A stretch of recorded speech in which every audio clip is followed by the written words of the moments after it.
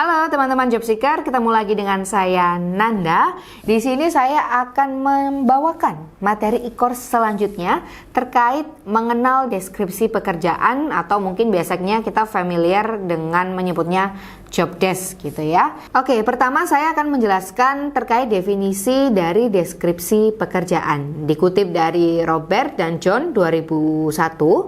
Deskripsi pekerjaan adalah apa saja yang dikerjakan, alasan mengapa itu dikerjakan, di mana mengerjakan, dan secara singkat bagaimana mengerjakannya. Itu untuk definisi pertama terkait dengan deskripsi pekerjaan. Lalu juga ada pendapat lain yang dikutip dari Gary 2004. Job desk atau deskripsi pekerjaan adalah pernyataan tertulis tentang apa yang harus dilakukan oleh karyawan.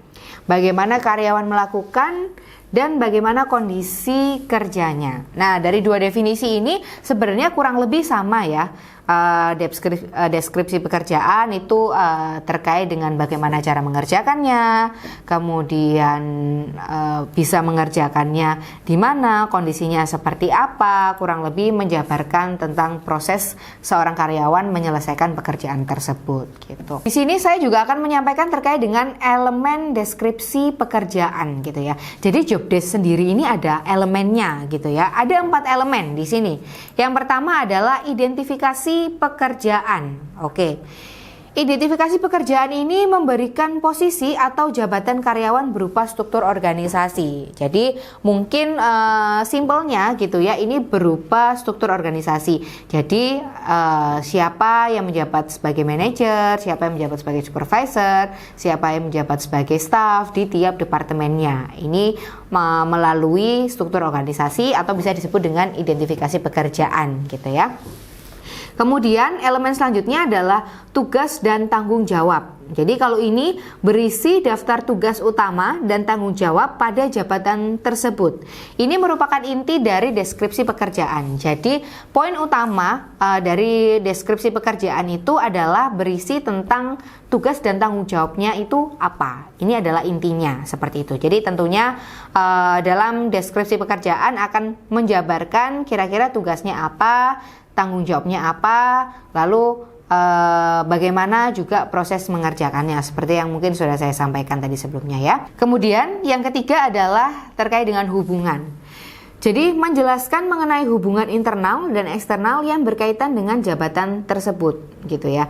Jadi yang namanya proses itu kan pasti berkaitan dengan pihak-pihak tertentu, baik itu secara internal maupun eksternal. Nah, di job desk ini, di deskripsi pekerjaan ini, dalam prosesnya juga menjelaskan terkait dengan hubungan seperti itu. Tentunya dalam kita menyelesaikan pekerjaan, kita akan berkaitan dengan level jabatan yang berbeda atau dengan departemen yang berbeda gitu.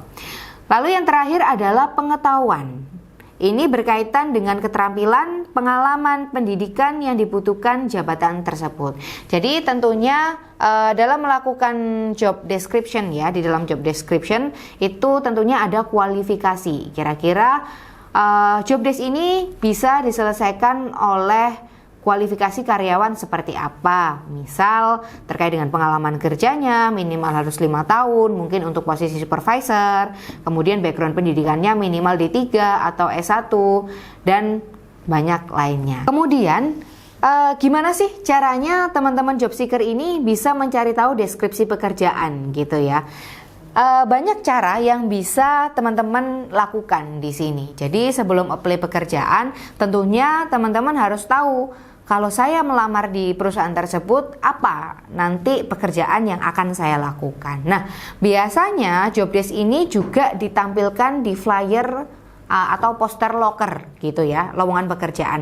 Jadi kalau misalnya teman-teman mencari informasi lokernya melalui Instagram gitu ya, biasanya berarti yang diupload kan berupa foto. Nah, biasanya foto di loker tersebut akan mencantumkan informasi terkait dengan job description. Nah, tapi memang tidak semua flyer locker akan menampilkan informasi tersebut. Nah, cara selanjutnya kalau memang ternyata di flyer tidak ada informasinya, Anda bisa mencari di website. Misal Anda menemukan locker untuk posisi senior audit gitu ya.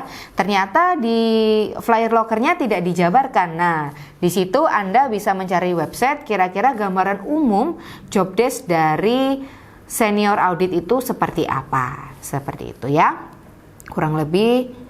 Nah, mungkin itu yang bisa saya sampaikan di kesempatan kali ini. Sekali lagi semoga bermanfaat apa yang saya sampaikan. Sampai ketemu di kesempatan atau di materi e-course selanjutnya.